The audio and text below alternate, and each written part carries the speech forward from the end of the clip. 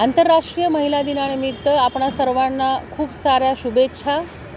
आज महिला दिनानिमित्त मी पुनश्च आपल्या सर्वांना सांगू इच्छिते की महिला ह्या सक्षम आहेतच, परंतु महिलांच्या क्षमतांचा विकास करण्यासाठी त्यांना मदत करणे प्रचंड आवश्यक आहे। आपल्याकडे अजून देखील भ्रूणहत्या थांबलेल्या नाहीत। आपल्याकडे महिलांना, मुलींना शिक्षण देणे हे अत्यंत महत्त्वाची बाब आहे, ज्याच्यावर आपण सर्वांनी भर देणं अपेक्षित आहे। आपल्या सर्वांना पुन्हा एकदा शुभेच्छा देते। त्याचप्रमाणे पोलीस विभागातर्फे ज्या पीडित शोषित महिला आहेत त्यांच्या बाबतीमध्ये आम्ही नेहमी मदतीसाठी आमचा हात कायम पुढे असतो आणि आम्ही जे गुन्हे दाखल होतात त्यामध्ये देखील आम्ही त्यापुढचा तपास पूर्ण करून त्या महिलेला त्या ठिकाणी न्याय देण्याचा पूर्ण प्रयत्न करीत असतो। तरी माझी सर्वांना विनंती आहे की महिला अत्याचार प्रतिबंध विषयक आपण सर्वांनी मोहीम हाती घ्यावी आणि महिलांवरचे अत्याचार कमी व्हावेत म्हणून आम्ही जसे पूर्णपणे प्रयत्न करीत आहोत तसे आपण देखील करावेत। धन्यवाद। Thank you sir. क्या कहेंगे, आज महिलाओं का सम्मान भी किया गया कॉर्पोरेशन की तरफ से और उनकी समस्या का समाधान भी किया गया। आज जागतिक महिला दिन है 8 मार्च, तो उस अवसर पर हमने जितने भी हमारे महिला कंप्लेनेंट थे या महिला फिरियादी थे उनको यहाँ पे बुला के उनकी समस्या का, उनकी तकरार का निवारण करने का प्रयास किया है। और किस तरीके से शुभकामनाएं देंगे महिलाओं को? और महिलाओं को आज जागतिक महिला दिन है, उस अवसर पर हम महिलाओं को खास विशेष बधाई। अगर मैं सभी महिलाओं को ये एक संदेश देना चाहता हूँ कि महिला के विषय में जो भी क्राइम होता है, अगर आपके एरिया में नज़र आता है, आपके सामने अगर होता है तो तुरंत हम पुलिस को 112 डायल कीजिए।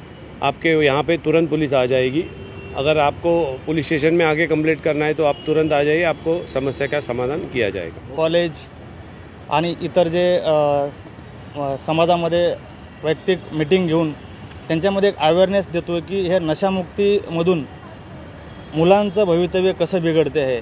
आजकालच्या धावपळीच्या युगामध्ये आईवडील आणि मुलं यामध्ये बराचसा अंतर झालेला आहे, तर ते त्यांना आम्ही एकत्र येऊन त्याच्यामध्ये अवेअरनेस म्हणून मोबाईलमधून कसे गुन्हे प्रकार वाढतात, मोबाईलच्या मार्फत कसं ड्रग्स ते एकमेकांना कॉन्टॅक्टमध्ये येतात, हे सुद्धा त्यांच्यामध्ये आम्ही अवेअरनेस आणून दिलेलं आहे आणि त्यावर आम्ही वारंवार त्यांच्या संपर्कामध्ये राहून त्यांना परत अवेअर करू। त्यांना माहिती नाही तर आम्ही अवेअरनेसचे प्रोग्राम पण घेत आहोत। तर त्याच्यामध्ये पैसे गेले असतील तर त्याचा ट्रान्झॅक्शन आय डी असतो, तो ट्रान्झॅक्शन आय डी घेऊन तुम्ही 1930ला कॉल केला तर त्या समोरचे अकाउंट फ्रीज होतात। त्याच्यामध्ये जर अमाऊंट असेल तर ती लीन अमाऊंट तुम्हाला परत बँकेकडून आम्ही मिळवून देऊ शकतो। पण ह्याच्यामध्ये जास्त महिला फसतात, कारण त्या घरी असतात, एकटा असतात, टेलिग्राम टास्क असतो किंवा वर्क फ्रॉम होम करायचं असतं, ते त्यांचं इंटेन्शन चांगलं असतं पण समोरचा त्यांना ब्लॅकमेल करून पैसे काढतो। तर जास्तीत जास्त महिला थोड्या जास्त अवेअर झाल्या पाहिजेत आणि तुम्ही जर 1930ला तक्रार होत नसेल किंवा बिझी लागत असेल तर गुगलवर संचार साथी आहे वेबसाईट, त्याच्यावर जाऊन तुम्ही कंप्लेंट दाखल करू शकता। नवीन कायदे नवीन जुने तीन कायदे होते, त्याच्या संदर्भात त्या दुरुस्ती करून नवीन कायदे केलेले आहेत। त्या नवीन कायद्यांचं नाव असं की भारतीय न्याय संहिता, जी की पूर्वी आपलं भारतीय दंड संहिता होतं।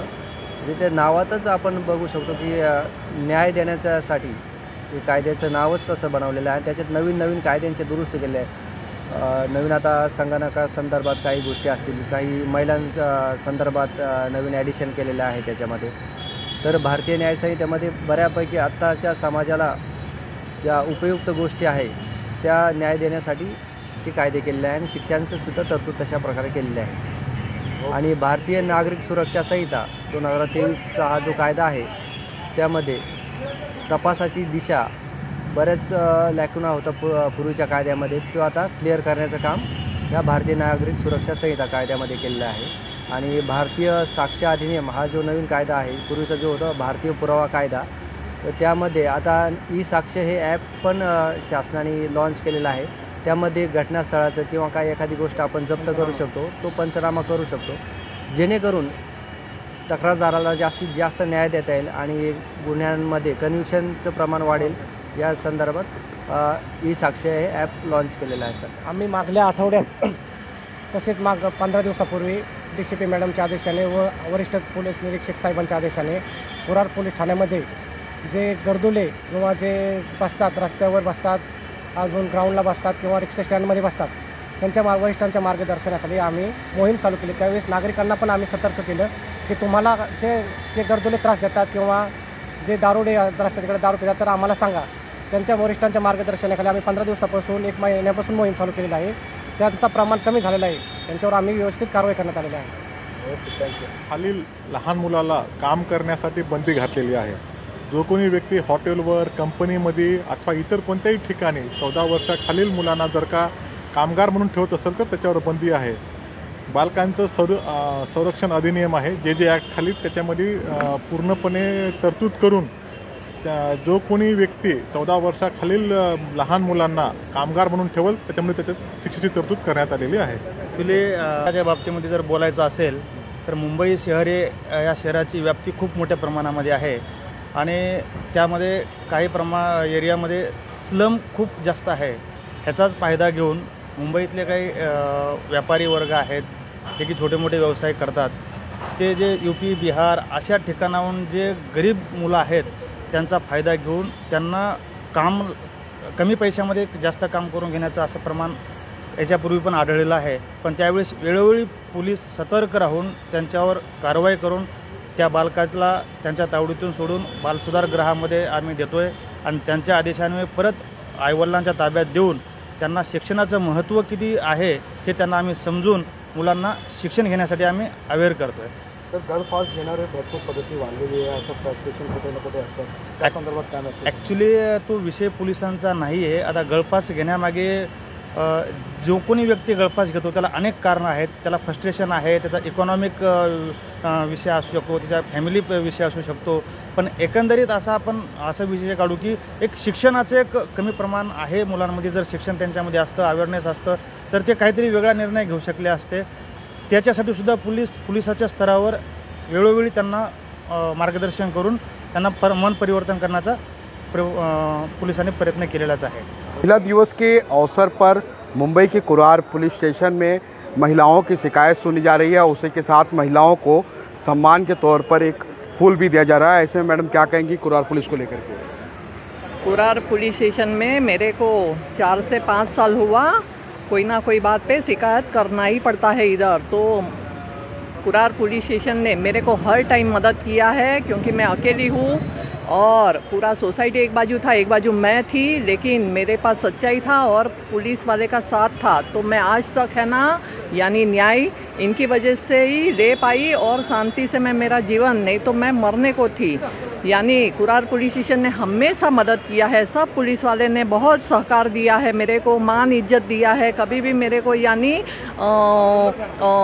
रिस्पेक्टफुली वो लोगों ने मेरे को यानी हमेशा पेश आए हैं. हमेशा मेरा शांति से वो लोगों ने बात सुना है. कुछ होता है तो पुलिस वाले तुरंत मदद में आते हैं. तो मैं वो मेरे यानी भगवान तो ऊपर है लेकिन पुलिस वाले तो तुरंत भगवान के हिसाब से प्रकट हो जाते हैं और तुरंत न्याय दिला देते हैं बिना 1 रुपया खर्च किए. ये सर ने बहुत सपोर्ट किया और मैडम ने भी बहुत सपोर्ट किया हम लोग को. और जैसे उन्होंने तकरार लिख के भी लिया है और हम लोग का सम्मान भी किया आज महिला दिन है तो. ओके. अच्छा, रिमार्क देना होगा कुरार पुलिस को. 100 में से कितना रिमार्क दोगे आप? 100 में से 100. 100 में से 100. इतना विश्वास है पुलिस के हाँ. ऊपर. क्या बात. पुलिस ने स्पेशली महिलाओं के लिए रखा हुआ है. क्या कहेंगी, कुरार पुलिस ने आपकी समस्या को सुना है? हाँ, मेरी समस्या को सुना. उन्होंने मुझे फ़ोन करके बुलाया. मुझे जबकि आने में लेट हो गया, उन्होंने टाइम पे जो टाइम किया था उस टाइम पे मुझे बुलाया या फ़ोन आया इनकी तरफ से. मैं आई यहाँ पे और मेरी समस्या जो थी मैंने उनको बताया. उसके लिए उन्होंने आगे जो भी होगा वो मुझे बताया डिटेल में और मेरी पूरी तरह से उन्होंने हेल्प की. ओके. अच्छा, और रिमार्क देना होगा कुरार पुलिस को तो कितना रिमार्क देंगी? 100 में से कितना? 95. 95. येस. काल तो पळायला कारणाने त्यांची भेट नाही झाली पण आम्हाला इथपर्यंत त्यांनी आणलं आणि सरांना फोन केला होता. तर सरांनी आज आम्हाला फोन करून इथे बोलवलं. तर आता माझ्याबरोबरची आहे ती आता येणार आहे. तिच्यासाठी मी जरा हवेत येऊन बसते. समाधान झालं? हां, समाधान तर झालं. सरांनी फोन करून पुन्हा बोलवलं आणि त्यात करून पोरगा म्हणजे खूपच त्रास देणारा आहे, खाणारा पिणारा आहे आणि सांगाल इतका त्रास कमी आहे त्याचा. आभार मानणार आहे का कुरार? हां, कुरार पोलीस स्टेशनचे तर खूप आभार आहे. कारण त्याचं रातोरात नेहमीच लफडं असते. दिवस म्हणा, रात्र म्हणा, गल्लीतल्यांना सतवतो. म्हणजे असं लहान मुलाबाळांना जायला देत नाही तो आणखीन बायकांची छेडखानी करतो आणि सांगू नये स्वतःच्या मुलाविषयी, पण वेळ आलं तर बोलावं लागते. नहीं, थैंक यू. हाँ, महिलाएं सेफ है एक्चुअली. पुलिसों की वजह से थोड़ा डर है. मैडम बैक है, बैक. हाँ, गुंडे मवाली तो अभी डरते ही है लेडीज़ को छेड़ने से पहले, 100 बार सोचते हैं. लेकिन कुछ ऐसे हैं जिन मेंटली जो है अभी भी डिस्टर्ब, तो पुलिस है उनके लिए, उनके सीधे करने के लिए. अच्छा, रिमार्क देना होगा तो कुरार पुलिस को कितना रिमार्क देंगे? आउट ऑफ कितना देना है, मतलब 100 में से कितना देना? 100 में से 80-90. 89. हाँ. Okay, thank you so much. क्या कहना चाहिए? Thank you. मेरा नाम है भावना वर्मा. हम लोग यहाँ पासपोर्ट वेरिफिकेशन के लिए काम के लिए आए थे. पहले बात हुई थी एंड प्रोसेस बहुत ही स्मूथ था. आए 2 मिनट में सारे रिक्वायरमेंट्स क्लियरली सब हो गया.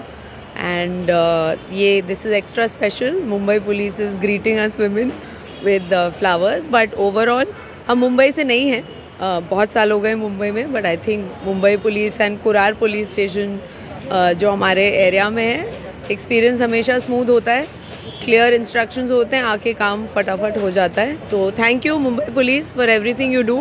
एंड अगर रिमार्क देना हो कुरार पुलिस को तो कितना रिमार्क देंगे? रिमार्क 100 में से? 100 में से हमारा एक्सपीरियंस तो बहुत अच्छा रहा है. 100 आउट ऑफ 100. माझं नाव सरला महेश पांचाळ. मी ठाकरे गटाची शाखा समन्वयक आहे. मी जे बी अनलिगल धंदे होते त्याच्यावर मी अर्ज टाकलेले, त्यांचे कंप्लेंटी केलेल्या. तर पोलिसांनी त्यांना कायदेशीर कारवाई केली आणि कुठेतरी लोक आता शांततेने राहतात. आणि महिलांचं काम म्हणजे मी जवळजवळ 10 ते 15 वर्षापासून पंच म्हणून पोलीस स्टेशनला काम करते. 376 354 मुलींच्या मिसिंग झालेल्या सगळे केसेसमध्ये समाधान झालेलं आहे. सगळ्या केसेसमध्ये समाधान झाले आहे. काही लोकांना सजा पण लागली, काही आरोपी अजून जेल कस्टडी भोगतात आहे.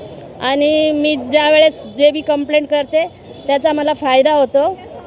आणि पोलीस स्टेशनचे, कुरार पोलीस स्टेशनचे खूप खूप आभार आहे, आम्हाला मदत करतात म्हणून. Okay, thank you. बाय.